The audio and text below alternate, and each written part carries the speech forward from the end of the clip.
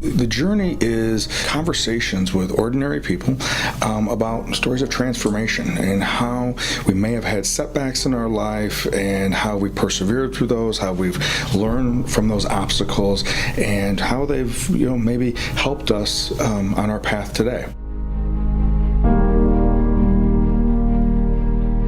Well, Kimberly Buchanan, welcome to the journey. Thank you for having me. Yeah, not a problem. So let me just share just a little bit about what the journey is. And what I try to do is just have guests that come on just to share their story of different aspects of their life that they have maybe learned throughout their life. Of if there was, let's say, a setback in their life, what did they learn from that?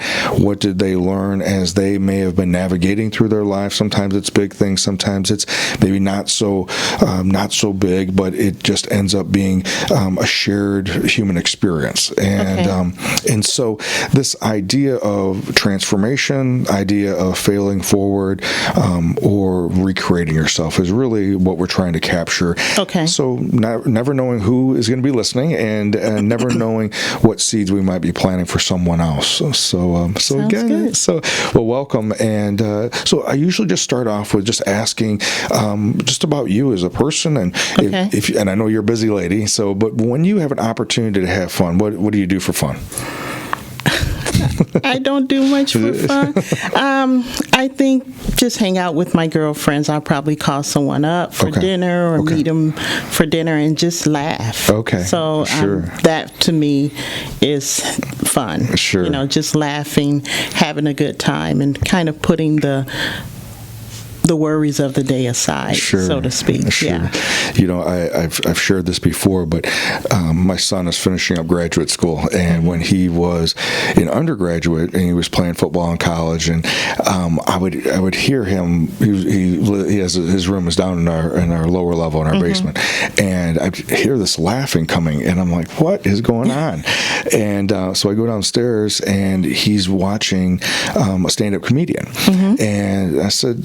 So I don't know if it was that night or later on. I asked him about that, and he says that's how he decompresses. That's how he, when the papers are done or when everything's done, he'll put on some comedian that he likes and just laugh. And just recent last week, he wanted to show me someone who's coming to the Rockford area, and I had heard about this particular comedian, and I was just hadn't laughed that hard in a long time. So. I have one particular girlfriend that I call. Okay. And she's not a comedian, but she could be. Yeah, okay. She could be. And so we go out for dinner or meet up, and I'm telling you, sometimes before she can even get it out, I'm laughing. She's like, "You're laughing already." I'm like, because I just know it's going to be like so funny to me. Sure. And she's just that type of person. Yeah. She's very humorous. Yeah. And it's always great to be able to have access to those people and be able to reach out to them. So Kimberly, you now I met you while you were here in Rockford, but have you always been from the Rockford area? Born and raised. And raised. Okay. And then what high school did you go to? I went to Auburn. Okay. Yeah. All right. Yeah. Okay. And your family and your family of origin, siblings. Actually, I have one sibling, but we're 16 years apart. Oh wow. So she wasn't born until I was 16 years old. Okay. So she's a sibling, but she's more like our daughter. Sure. Yeah. So because of the age gap. So in a lot of ways, you were kind of raised as an only child. Yes. Yeah. Okay. Very much so. Okay. And mom, dad, what did mom and dad? Mom and dad were not together, so I was raised by my mom. Okay. A single mom. Okay. Yeah. And what did your mom? I mean, obviously she had a lot going on to support you and do life. What did your mom do? Well, my mom has a very she just retired from ComEd about a year ago. Okay. But my mom has a very large family, so she has 6 siblings. Oh wow. Yeah. Okay. 6 siblings, and I was the first grandchild. So there you go. There you go. So you had lots of people involved. Yeah. And 3 of her 6 siblings do not have children, so I was kind of like their practice dummy. Practice, yes. So you had a lot of people involved with helping. Definitely helping took you. A village. Yeah, exactly. Okay. So and now you're married and you have 2 sons. Yes. And so tell us a little bit about that. Well, been married 20 years. Okay. Yeah, Congratulations. Thank you. Been with my husband for about 28 years. Okay. And we have 2 boys. Mm-hmm. One is 18 years old and in college now. Okay. And the other one is 14 years old and a freshman in high school. Okay. Yeah.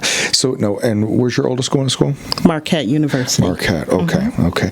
And my daughter goes to University of Wisconsin-Milwaukee, so I know that pretty very close. Yeah, close proximity. And what is he just thinking he's studying right now?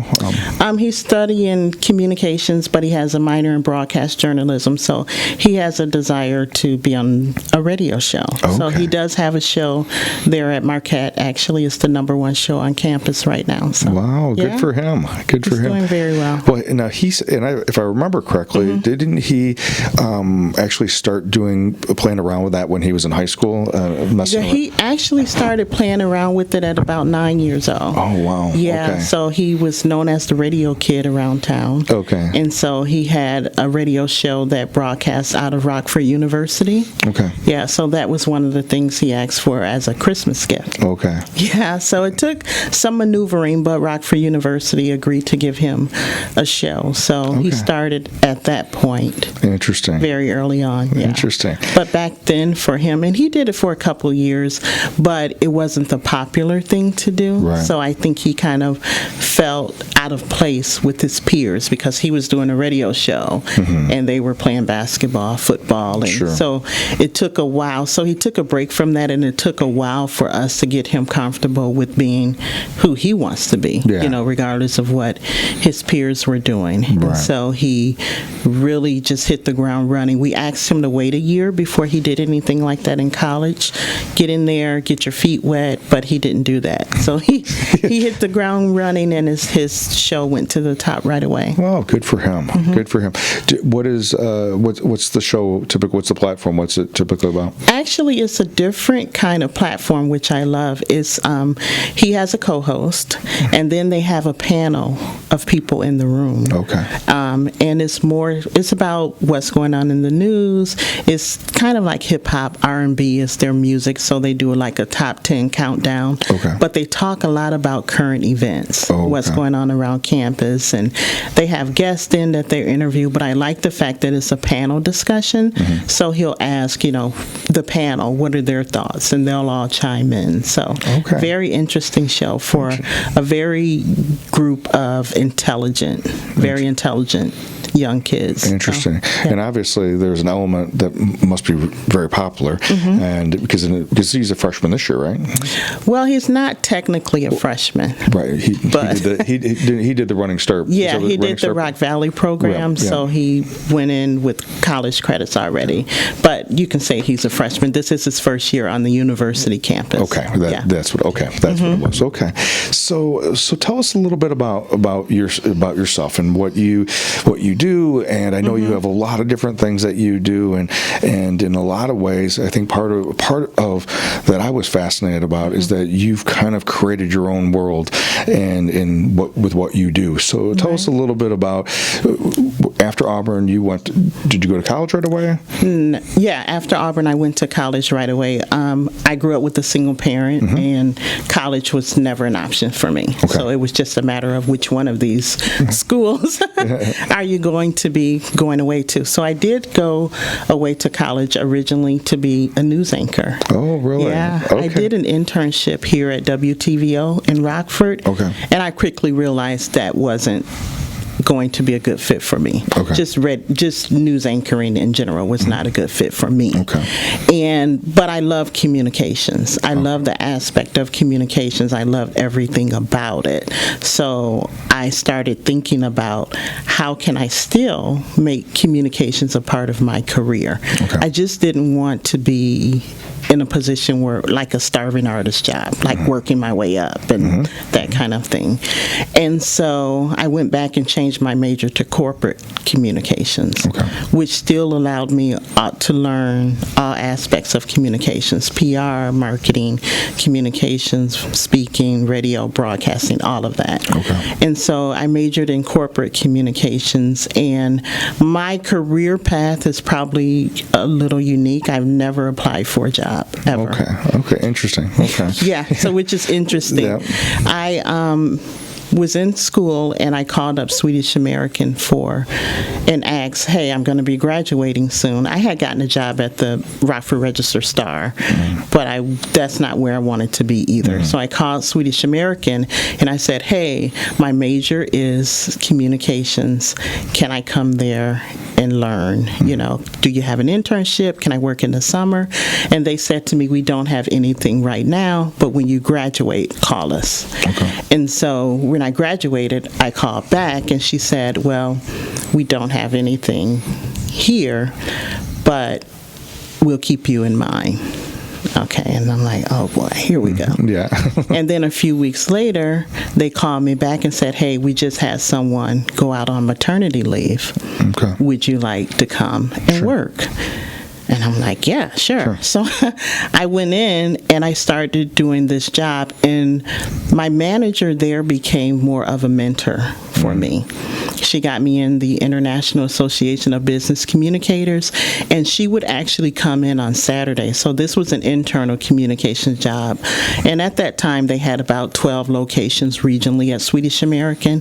She would actually come in on the weekends and show me how to create their newsletters, how to become a better writer, just how to become a better communicator in general. She had several years and was very seasoned in communications. And after being there for a couple, I would say probably a month or so, the person that went out on maternity leave called and said she's decided to become a stay-at-home mom. So my boss said, if you can continue to learn this job, then you can keep it. And for me, at 18 years old, I was making, this was an adult job. Like, it was really, really good for a person my age. So now, was this was right after high school, or was this right after college? Right after college. Okay, okay. So you're a young adult making corporate money, right? Yeah, like enough money to go buy a brand new car off the showroom floor. Okay. Like, for me, that was huge. Sure, yeah. And so I worked that job for about 4 years. I got my master's degree through the program there at Swedish American. So I got my master's in communications while working full-time and driving. Back then, I had to drive back and forth to NIU. There was no online and all of that quick thing they have not going on now. And so I got my master's degree there. And I had mentioned that my manager got me into the International Association of Business Communications, and I was on the local board of directors. So there, I met a person that worked for Woodward Governor in communications. And they approached me about a position in media relations there. So it was more doing still some internal communications, but more globally, and also media relations. And at Swedish American, I was just internal communications. So I made the switch to Woodward Governor because it broadened my portfolio into media and to more of a global company. And after being there 4 years, 9/11 hit and they downsized. And I lost that job. And talking about devastated, because we had just had a kid. Now we had our first kid then, and I didn't know what to do.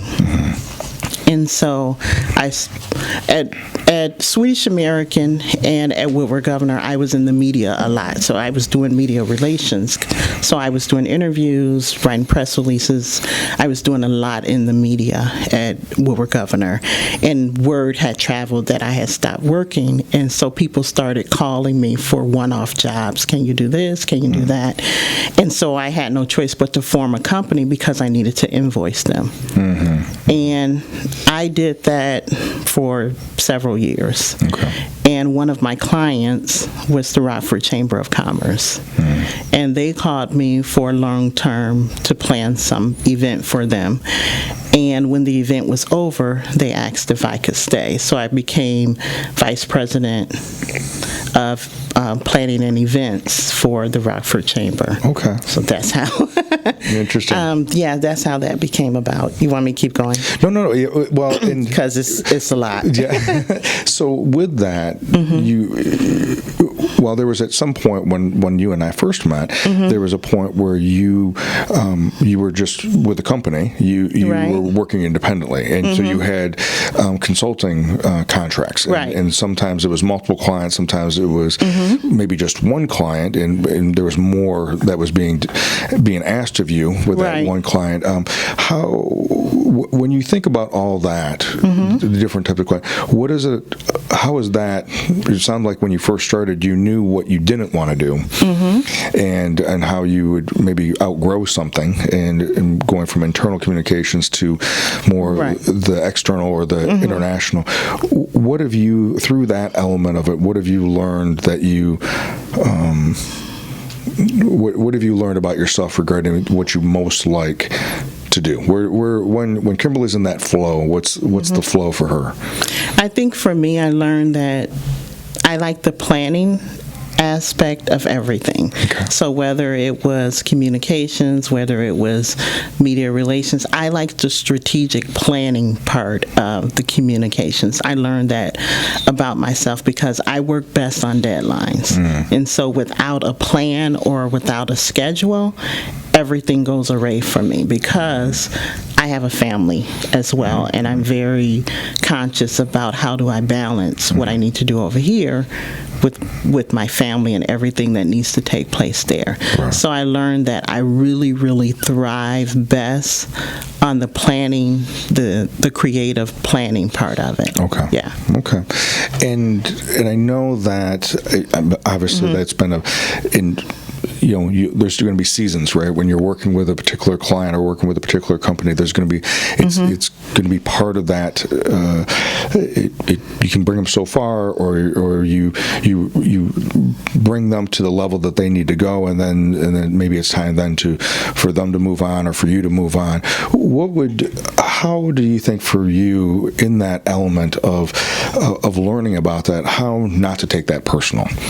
Because that fear comes up, right? When 9/11 happens, literal 9/11s and then metaphorical 9/11s, right? And then we could get fearful or desperate that, oh my gosh, what am I going to do? And we start scrambling. What have you learned over time? What have you learned about that? A client, there'll be a season with a client, or with a company.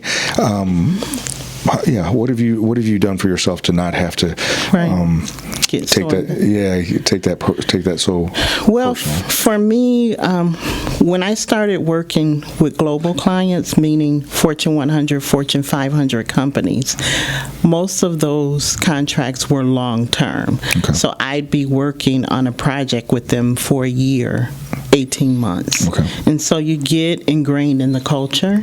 You start building relationships with the people that you work with because you're there so often for different meetings. You're there and you're in the culture. And the first few times when my contract was over, I felt like I had been fired, honestly.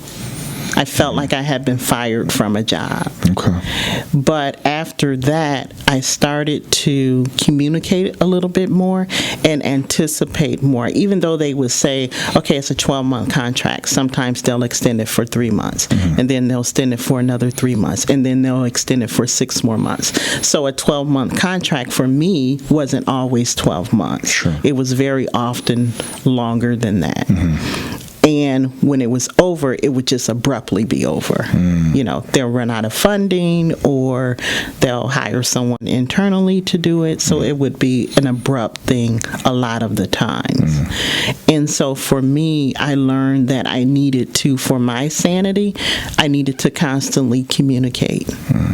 And ask the question, when do you anticipate this project will be ending?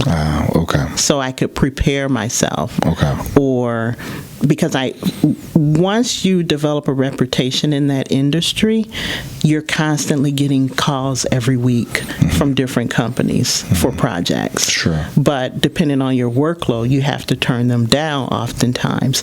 And so I could prepare myself to start taking additional projects so that I wouldn't feel that sense of being fired, to protect myself.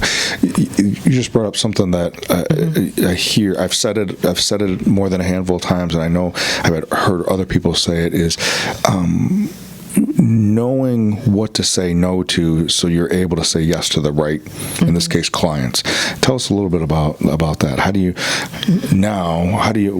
know what to say no to? In my opinion, your reputation is everything. Okay. And so I say no to things where I know I can't fulfill the commitment. I mean, you kind of know your capabilities. You kind of know your time frame. I know that I knew that with the schedule that I had, I couldn't travel into Chicago, or I couldn't be in California every week. There are some commitments that companies want you to make that you can't make. But however, there are some things that I said yes to, which were stretch goals for me. Okay. There are some things I actually said yes to that I didn't even know how to do.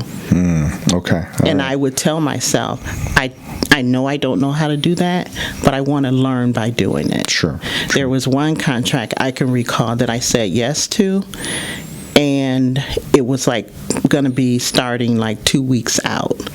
I actually hired out a private sessions for 8 hours a day for a week to learn a program to take this opportunity. Okay. It was that important to me, and so some of these opportunities that I said yes to were stretch goals, but the majority of them were things that I felt confident and capable of doing in a way that would maximize my reputation in the industry. Gotcha. So I'm curious about, so where do you think, looking back, those things, what you just talked about, now obviously some of it's you learn it over time, but how do you think where'd you pick that up from? Was there someone who mentored you regarding that piece of it, or was it happened by, oops, I touched the hot stove one too many times? And how do you, specifically with the stretch goals? Because to differentiate between what to say no to and then at the same time a stretch goal, I'm curious about that. Did you learn that from someone, or did you pick that up from someone, or? I actually did not pick that up from anyone. I wouldn't say mentored. I had mentors, but I had people that I looked at as people that if I could replicate aspects of what they were doing, then I could be very successful in this industry. Okay. Here's where I am now. Here's where I see, in my opinion, they are. And here are the gaps that I need to continue to fill in order to get to that level. Gotcha. Okay. All right. And so when there were opportunities for me to fill those gaps, then I took those. And those would be what you would consider the stretch goals at the time. Gotcha. Okay. And it feels very familiar to how it was when I first started, not only as a therapist, but then in business. There wasn't anybody at that time that I was aware of that had a counseling agency that I wanted to replicate. And so I had to go outside of the behavioral health industry to get ideas and start trying to develop a template. And how was I going to do this? Because I had no idea. I knew I had a strong desire not to fail, because everything was riding on it. And the counseling part, I was more confident in. The business part, I had never done it before. And so that was really looking outside of the industry, learning from, at that time, I was learning what Howard Schultz did with Starbucks and what Harley Davidson did and what Southwest Airlines was, what they had done from a cultural standpoint, from a business metric standpoint, some of their core, differentiating between core competencies and how not to get distracted by things. And though there were some of those life lessons that I had to learn by doing too. Right. One of you mentioned something that's interesting is, as you know, I consulted with a lot of large companies, and in that process, they only bring in the best to train their employees.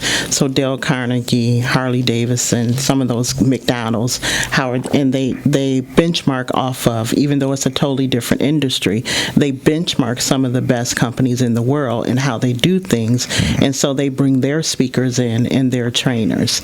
And even though those were not for me and I was only a consultant, I would always ask, can I sit in on that training? I know it has nothing to do with what I'm here to do, but I would appreciate the opportunity, and I never got a no. Sure. So I've been trained for free by some of the best in the country. Sure. And those, again, were stretch goal opportunities for me to continue to learn. Yeah. And I think, and that's definitely what I'm hearing you say too, and very similar to my path is that things on the journey, right, happen, and there's doors that open, right, and sometimes having the vision to see that there's a door opening, and then having the courage to step through that, and sometimes I very much the same way. I didn't know, and I had to do some pretty quick learning to catch up to the door I just stepped through. Right. And that's okay. It's scary. It is scary. Yeah. It is scary. And then I think it's the same time when you said the idea of being able to know when something isn't a fit. And sometimes we're fortunate enough to know ahead of time what's not a fit. Other times we may take something on and then we find out that it's not a fit, and then we have to make some tough decisions to let something go. Yeah, that's always hard. Yeah. It's been very hard for me. Yeah. So I know another element of what you do is you have a whole other line of things that you do, writing, speaking outside of what you do for clients. So tell us a little bit about that whole other world that you. My world, I would say, changed last year. So one of my clients that I was working with offered me a job that I could not refuse. So for the past year, I've been working as a full-time employee. So that is my job. And I'm pretty much doing the same thing I was doing as a consultant for them. Okay. However, I don't have a bunch of other clients that I do work for anymore. So that's one aspect of who I am. On the other side, I do have what I call the Unlock Your Potential platform. Right. Okay. And basically that is an online platform, and it's named Unlock Your Potential because 10 years ago, I went from the chamber to another position that I was at in the Wisconsin area for 4 years, and that company downsized, and my back was totally against the wall at that point. And I think that is where I had to really reach inside and say, okay, what skill sets can I have right now? Because I have a sense of urgency. We've built our lives around this job, this salary, and I'm making a contribution to my family based on this. So that's when my purpose and my passion really came out, because for me, it connected to my kids. Okay. And I've always said that I'll do anything to make sure that my children have choices. I don't want them to be in a position where they don't have choices. And in order for them to have choices, then they have to have the very best education that we can provide them, because without that, and them being black men, their choices are immediately not eliminated, but they have less. Yeah. And so what can we do to make sure that they continue to have choices? And part of that is making sure that my husband and I have careers that provide opportunities for them. And so that's when I started getting the opportunities and stretched outside of the regional Rockford area and became more global. Okay. As far as working with global companies in the Chicago and the California area, New York, all over the country. Okay. And so anyways, one of those clients offered me a full-time position. I've been doing consulting for 10 years. With that particular company? Or no, in general? In general, yeah. I had done several projects with that company as well. And then on the other side, when I built the Unlock Your Potential platform, I built that because people will always say to me, okay, so you're doing all of these different contracts, you're married, you have 2 kids that are in like all kinds of activities. How do you do this? Like, how do you find time for this? And how do you stay motivated to even do this? And so I started documenting a lot of the processes that I use. And I learned that most of it is just using the skill sets that I've been blessed with. I reached inside myself and really understood what am I good at and how can I monetize these skills, basically. And so the Unlock Your Potential platform is primarily focused on women. However, I do have some male clients where I help them tap into the skill sets they have to find out, what are you really, really good at? What are you most passionate about? And how can you use that and make it into different multiple income streams for yourself? And so I wrote a book called Unlock Your Potential, and that book became a bestseller. And the book basically talks about 21 actions that you first need to take before you do anything else. And some of those actions include not feeling guilty about saying no. Understanding the people that you have around you and who can you depend on, to help you through those difficult times. So a lot of just 21 things that you really, really need to look at before you can take action to reach your full potential. So I have the book, I have some courses, I do some coaching, and then the book has turned into opportunities for multiple speaking engagements around the country. And so it's a lot about, just unlocking your potential, building your personal brand, and understanding how you want to present yourself to the world. Because you're doing it already, whether or not you want to or not. It's just a matter of, for me, I'm very conscious of it now. So this idea of being intentional, right, and then and being aware and being intentional about those steps, and then how to, as you said, maximize each one of those as they unfold, each one of those different things, and being strategic about where you want to be, where you want to continue to develop. All while managing work, family, and the rest of life. Because that's all part of it too. So I'm interested in this piece where you talk a little bit about, like many of us, right? We start off, early on in our careers, we may start off in a way with this idea that we're just trying to prove ourselves, we're just trying to, make our way into something. You're just trying to survive. Sounds very dramatic, but we're trying to make it, right? And then there's these real things that come back, maybe from earlier in our life. These things where it's like this, like you were talking about, that I have to put my sons in a position where they have choices. Like the way that you said that was like, that wasn't like, that's not a choice. They have to have choices, right?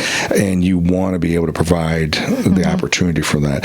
And so there's sometimes with that comes pressure, right? And sometimes we can be blinded by that sense of urgency to do that. And then we have this other part of finding that flow, finding that that space in which we're literally in that space, in that flow, and knowing we're doing what God's intended us to do. Right. Tell us a little bit about how balancing that and not getting too distracted of that urgency. I think your passion and your why have to somehow meet up some kind of way. If you're not passionate about it and you don't have something that continually drives you to reach certain goals, I think you lose momentum. You know, you don't have a why. Right. And that's just totally speaking from me. Yep. It's not pressure for me because what I do every day is something that I enjoy doing. Right. However, I did some of the things that I didn't necessarily want to do until I got to a point where I can make choices.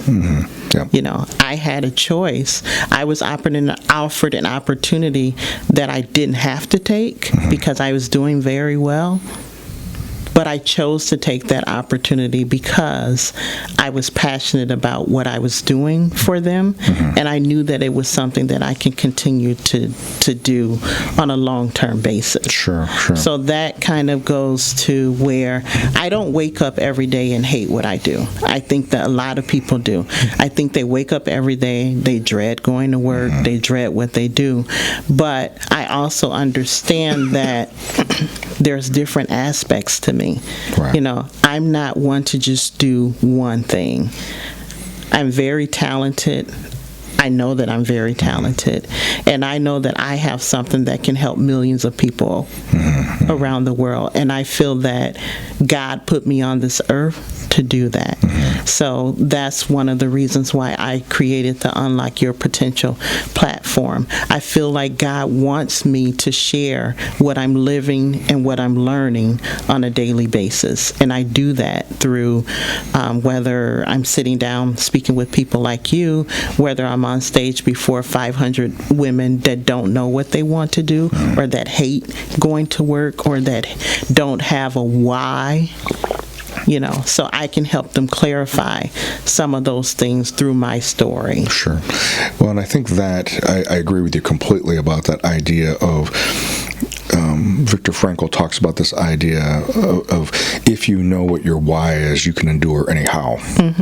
And I know for me that's a huge, has been a huge part for me, regardless if it was in my background with sports or if it was if I'm starting a new business initiative or whatever it may be, knowing why I'm doing it. My son asked recently, he asked me if I loved what I do, meaning the aspect of teaching and therapy and the business development stuff, and I remember pausing at him and going, absolutely. I do what I do. I happen to get paid to do it. Right. But I would do it. I'm doing it anyways. I've been doing it even if I wasn't getting paid. I just figured out how to get compensated for it through a couple different streams. And that idea of recreating yourself, I know, has been a huge piece for me. But a big part is, how can I help other people either maximize their potential or live in that flow, or different verbiage that we'll use. There's a lot of individuals that are, I think, not living the best life that they could be because they may not, going back to what you said earlier, may not know that they can do it differently. Right. Either because of education or limited people that they've worked with, mentors, guides, or just looking at it from a different perspective. Right. So when you let me ask this: what things are you doing? You're doing the platform, right? Unlock Your Potential platform, and so you're doing that. You obviously have this full-time position that you're doing. What things do you have coming up? Anything new coming up? Or I do.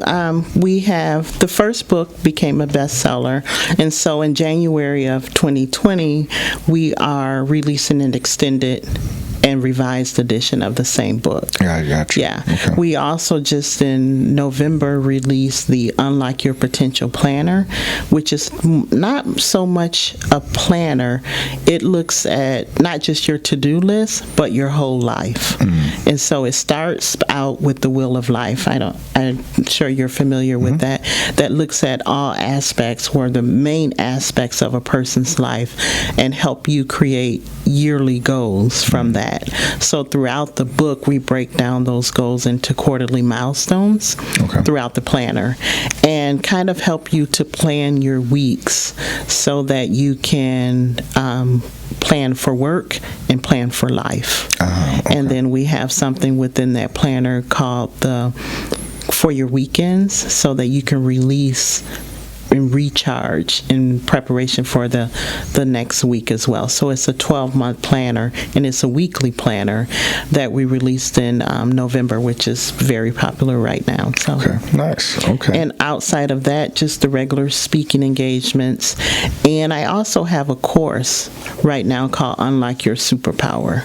Okay. And so, and the superpower basically is that one thing about yourself, or that one skill set you have that you can take and monetize into different income streams. And so a lot of people can't narrow it down to just one thing.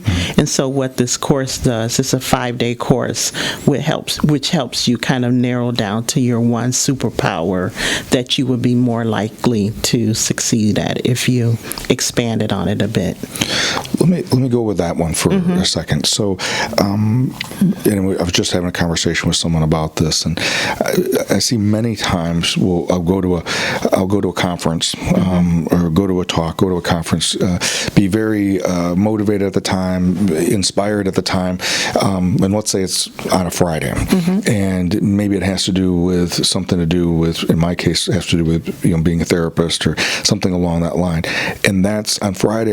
This is great, this is a perfect fit, and then somehow by Monday, not that I don't remember, the stories or remember certain aspects of it, but normal life, work life kicks in on Monday, and there's a limited amount of what I was exposed to on Friday becomes part of my new normal on Monday. Let's say I wasn't the only person that experienced that. So what would you say to help someone regarding that one big thing, that one thing, right, to unlock within that person? How does it become more than just inspirational, more than just motivational? How does someone, if they were going to go to your one of your workshop, what things are put in place to maybe help more individuals actually do the work, actually go through, and they're able to unlock that thing? Well, I think the first thing is what we have a habit of doing is looking at the big picture. We're looking at the big shiny prize. A lot of people start off looking at that, and it becomes overwhelming to try to get to that place. So what I always tell people to do is, let's start with the low-hanging fruit. Let's start with some small milestones. So when you leave that conference, you're not looking at that big shiny thing that they told you can be, or told you can reach. You're looking at, okay, how can I start that? Okay. Do I start by getting up 20 minutes early in the morning and reading up on this topic? Okay. So starting with smaller milestones, smaller, doable goals, right? And some level of, and you didn't say this, but in my mind, I'm thinking some level of accountability. Yes. Maybe with someone else, but then also with yourself. Right. And if you can string a couple days together, maybe you can string a couple weeks together, right, and then maybe you can string a couple months together, and now change is going to start happening. Right. One of the things that I learned and that I always encourage people to do is tell somebody. Even if it's one person. Sure. Tell somebody that this is what you want to do. And when the act of just doing that makes a huge difference. Yeah, it's scary. Yeah. To tell someone, because there's a vulnerability that happens. Yes. When you do that. But if it I mean, obviously there's certain people in our life where we tell the right person, right. it becomes even, it's like gold now, because and if it's just someone that if I intentionally tell somebody that I know is busier than me, then I can bank that they're going to forget. But if I tell somebody that I also know that they will ask me about it, and I know which one, who right. which person that is, and right. and I think talking about the idea, am I sabotaging myself? Am I calling person A when it's easier to tell person A the information versus person B, because I know it's harder because it's more real. Yeah, and I think I did a survey of 100 professional women, and part of that survey, and it's free on my website if anyone wants to look at the results, but the main fear that most people have that are very skilled, they want to do something else, but they won't do it. You know why? Because they are afraid of failing in front of people. Okay. And why do you think? What do you think that idea of these? And these are professionals.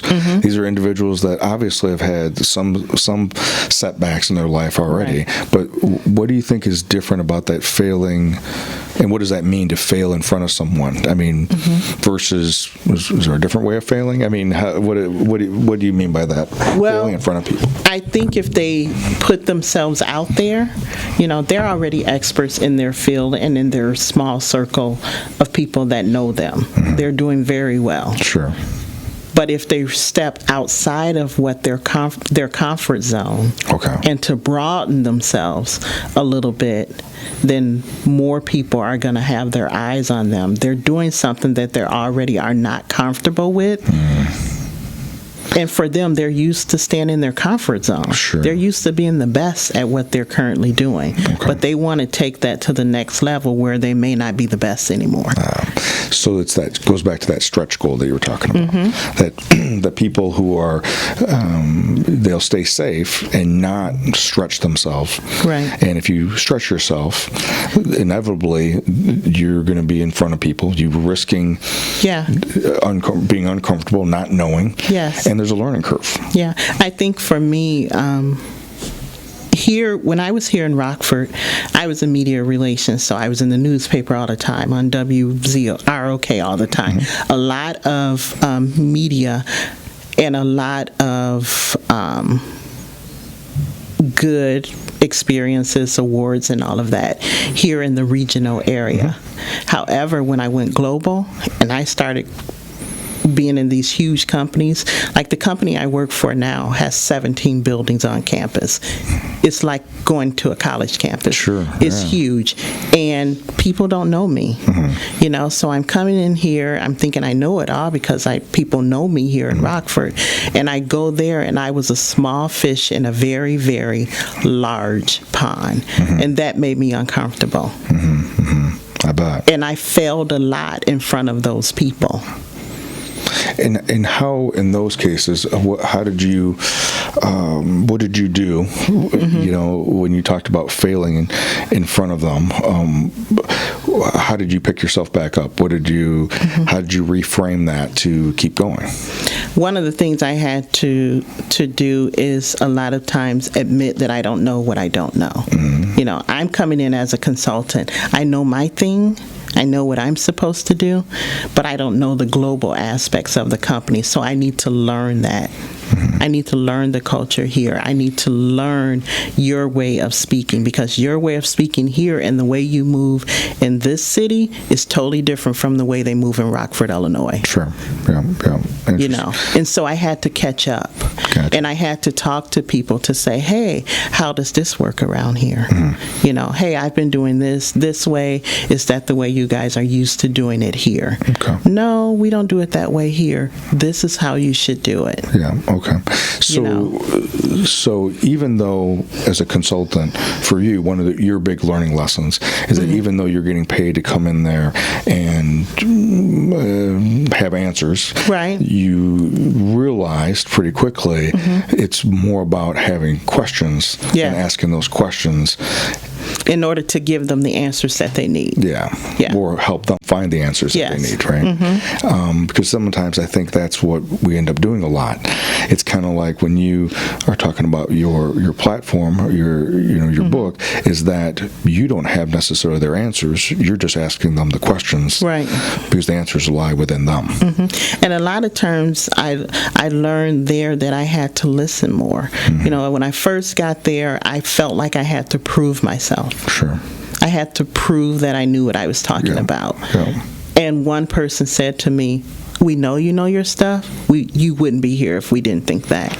So let us give you the bigger picture of it first, and then go from there." And that for me was a wake-up call. So now I listen a lot more and ask questions when I need to ask questions versus talking to be heard or talking to prove myself in some kind of way.